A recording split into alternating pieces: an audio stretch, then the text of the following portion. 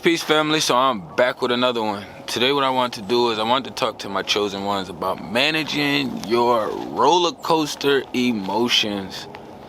When your energy and motion is doing that roller coaster wave, we don't have a lot of discussions on these things. A lot of people will tell you to leave.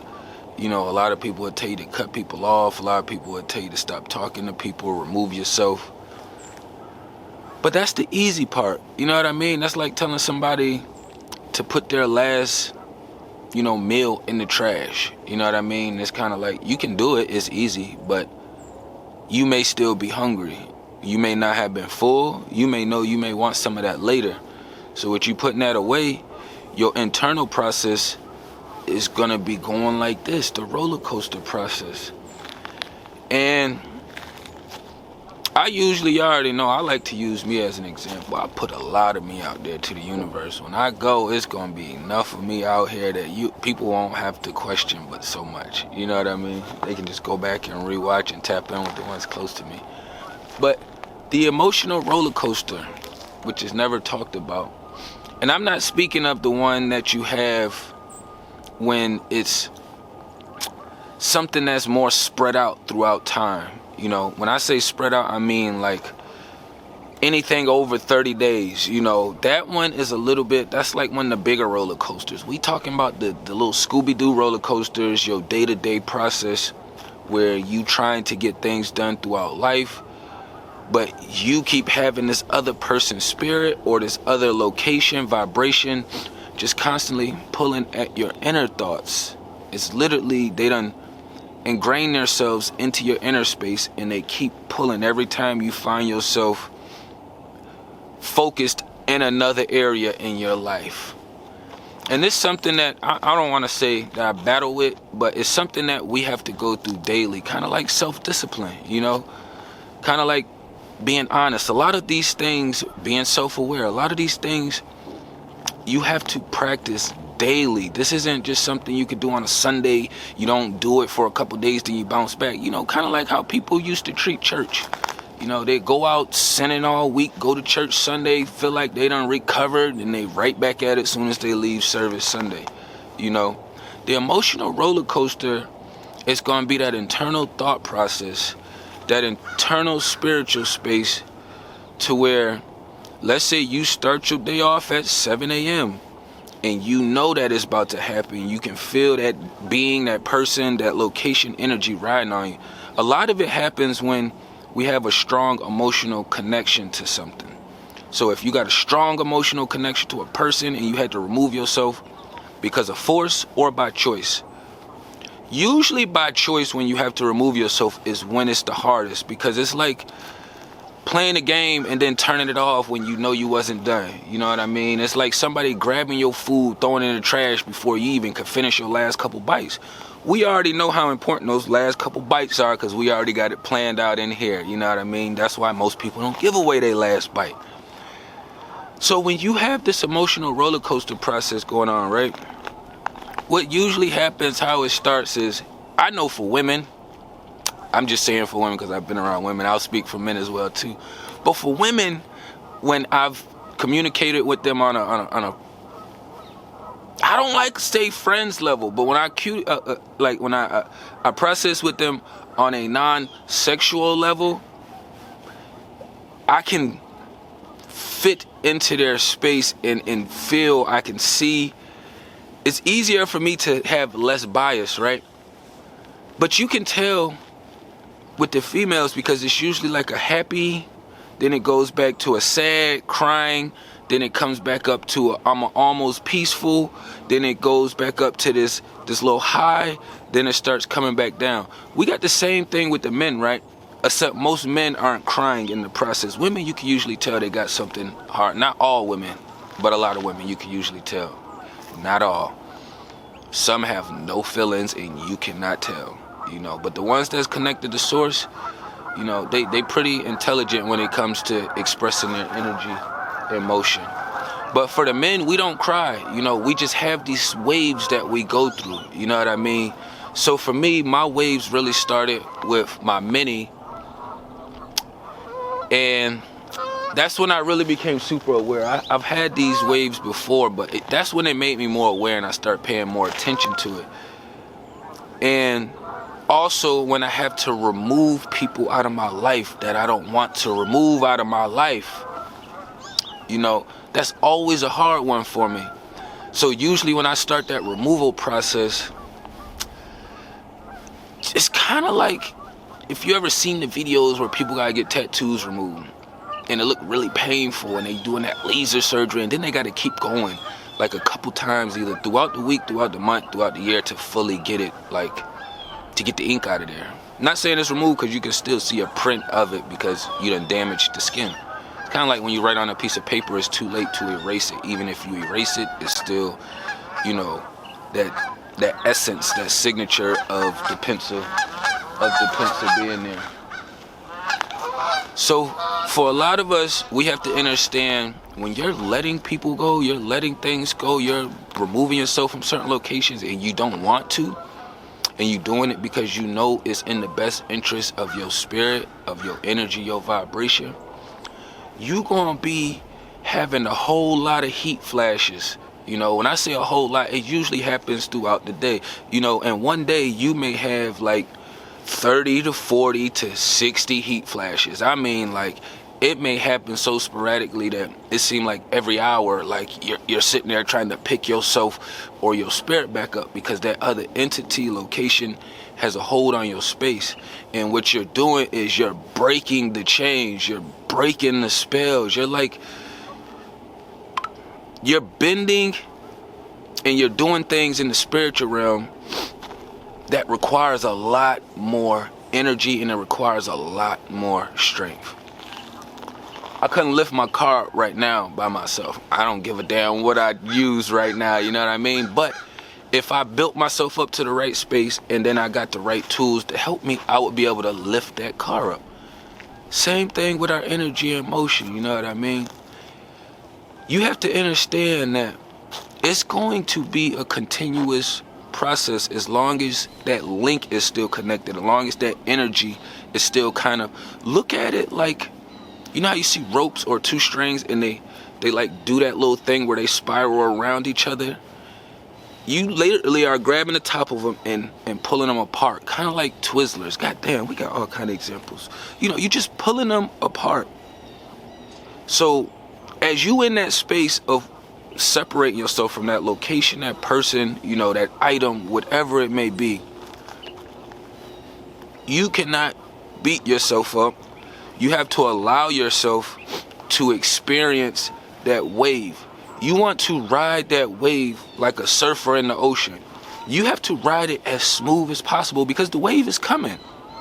You see the surfers, what do they do when they know that they are in the ocean, they just took on a wave, they then sailed back out, and now they're what? Sitting in the water paddling, waiting. Either they're sitting on their boards or they're laying down doing their thing and they're waiting patiently for the next wave to hit because they know it's on the way. The same thing we have to do when preparing ourselves when we have these beings working on us, these locations working on us. We have to make sure we preparing ourselves for the waves, the internal waves within ourselves. You know, when you are working on that internal wave and you prepare, proper planning prevents poor performance. So the more you understand, okay, this is my first wave, it's 7:30 a.m., it's 8 o'clock p.m. or a.m. You know, this is the first wave hitting. I done rolled over, this person is on my spirit, I know I gotta shake them, you know, I'm saying shake them. You don't call them, you don't text them, you're not reaching out, but you still have that battle inside of here that a lot of people don't talk about. You still have to, especially if you're someone who's emotionally aware, you know, and emotionally intelligent, you know, you just connected with the source. You don't ever lose your feelings. You just figure out different methods to turn the power off faster, to remove yourself from situations faster, you know what I mean? You learn how to let your hands go, take a blow on the chin so you can kind of keep it moving or turn around with a reaction or a response. But we don't ever lose feeling. So you prepare yourself for those waves. And just understand, these waves aren't the longevity waves. These waves, if you notice, they hit in spurts. Say you get up, somebody's on your spirit you was trying to remove, You know you're not going to hear them text them, but they still sitting there. It's like, you start moving around. Don't sit in it. You got to start getting active, doing something, even if you don't want to. I don't care if you got to get up, go brush your teeth. You got to get yourself, and maybe you're getting ready for work. Turn something on, adjust your routine, tweak the knob or the frequency, do something a little different. Because this one is going to pass over. This one is usually a really short one. It's usually like maybe 5 to 10 minutes at the most. And then you can pull yourself out, because what happens is you start processing all those good things that you liked about that location, about that food, about that person. And you start to miss it. Then on the flip side of it, as you going into those 5-10 minutes, you ventilate. We vent. That means it's airflow in, it's airflow out. So now you're ventilating that energy outside of you. You intook it. Now you're getting it out. So now you start processing how it was detrimental to your life, how it was detrimental to your health. You know, how they was really untrustworthy, unhonest, demonic, witches, you know, whatever the case may be for your situation. Then that's when that usually tends to overweigh. But when you in this roller coaster ride, you're going to realize when you overweigh it, it usually only overweighs it by a little bit. That's be the frustrating part. It'd be just enough to get you not to reach out the car to pull up to that location to go get that. It'd be just enough. But you can find yourself 30 minutes later to an hour later, hour and a half later, processing that exact same thing. This is what I mean by the roller coaster. So when you are on that roller coaster, you cannot beat yourself up over this process. You have to keep pushing and putting different things in front of you. Because now what's going to happen is you got this roller coaster ride. Now say a storm come while you're on the roller coaster. You got to wait for somebody else to shut the roller coaster ride off, or to at least wait for you to get to the bottom for you to get off. And you got to go through all these extra procedures and steps and things. And then if it happens while you on there, you just going to be soaking wet if it's a stormy rain, you know. So just understanding, like, all of us go through these emotional roller coasters. Some of us have the big roller coasters that's going to last throughout the year. That's our seasonal changes. And then we all have those short, temporary, you know, little Scooby-Doo roller coaster rides where you're going to experience that same ride at least 30, 40, 50 times in one day. In one day. For me, since I done been through mine twice already. And it's only 8:42 a.m. I've been up since 7. You know what I mean? That's 2 already. I done made it through. But for me, I understand this process. So for me, working on self becomes like, it don't becomes a game. But I like the rewards that I get to reap. I like the extra strength, the extra abilities, the powers, the vision, the foresight. You know, I like the extra provision. I like a lot of things that come with it. That's more fulfilling for me, you know. Everybody else, it may not be the same. I don't give a fuck about having all the money in the world. I know that some people focus, but for me, it's like, I already know all the shit that I could do right now if I wanted to get all the money in the world, or close to all the money in the world. We all can. It's just some people are strong enough to do it, some people are not. Some people are too righteous to do it, and some aren't. That's the hugest difference. You know, I don't ever hold or judge the book by their pockets. What I do is I judge the book by its character. And I'm a grown-ass man. I'm a realistic. I use my life experience. I never was young in the library and picked the book up and said, oh, I'm just going to read this because I just like reading. I'm going to see what this does. No. I'm at the library. I judge a book by its cover. If the colors is off, if it ain't got like no cool caption on the back. When I was young, it had to have pictures in it. You know, I don't want to have to go chapters and chapters without seeing a picture. I only want to go maybe 2 pages without seeing a picture. I am judging. And since we can't physically open people like a book, you can dive into their spirit world.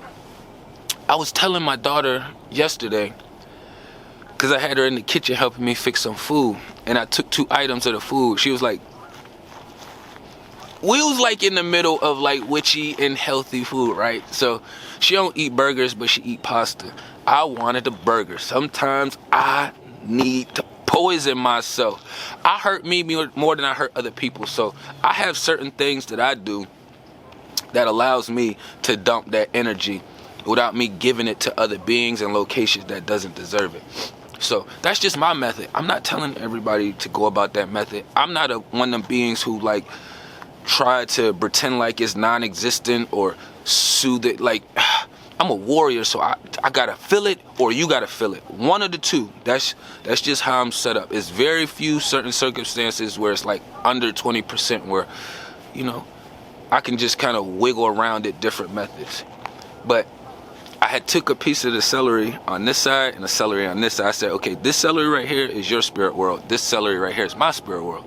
When daddy's doing his thing, my celery is over here. When you're doing your own thing, your celery is right here. When we're in the kitchen or when we're doing other activities together, you see the celeries come together. That means your world is joining my world is joining your world. We join worlds. But when we aren't joining worlds, we're doing separate things, you know? So I was just kind of breaking that down and explaining it to her why, you know, we should be compromising and doing certain things with each other. I'm not saying you gotta learn how to compromise. I'm not saying put down your principles, morals, and values and shit like that. Like, we way more intelligent than that over here. But you do gotta learn how to compromise. And you do gotta understand that you will be on that roller coaster and you will have to manage your energy emotion. You know what I mean? And then the more you don't process it or understand it, and you thinking, oh, well, I got rid of them yesterday, and you gonna find yourself just being angry for no reason. So you say the next few days or the next week or so is really for a reason. You just not intaking the whole process or assuming that other people don't understand. When I look at other people, I assume that they done been through shit. I know that they're a little spirit reading and processing me the same way I'm reading and processing them. You know what I mean? It's just about being aware and being in tune. You know, these roller coaster rides, you're gonna have plenty of these. You know, soon as you get off one roller coaster, if you're not aware, the next person gonna be at the door, the next location is gonna be right around the corner, the next material item is gonna be right in front of your face, you know, and then you gonna be left making a decision. That's when it becomes the hardest, is when you have to remove people that you don't want to. It's different when you know, people disappear and skirt and do those things. You still roller coaster, but it's not as bad. It's harder when you have to remove things that you don't want to, but you know it's more beneficial to your life. You know, keep this in mind. Keep this in your heart and your spirit. You know what I mean? Like, a lot of these tactics is things that's going to help us progress and move forward in life, and to be able to establish better relationships. You know what I mean?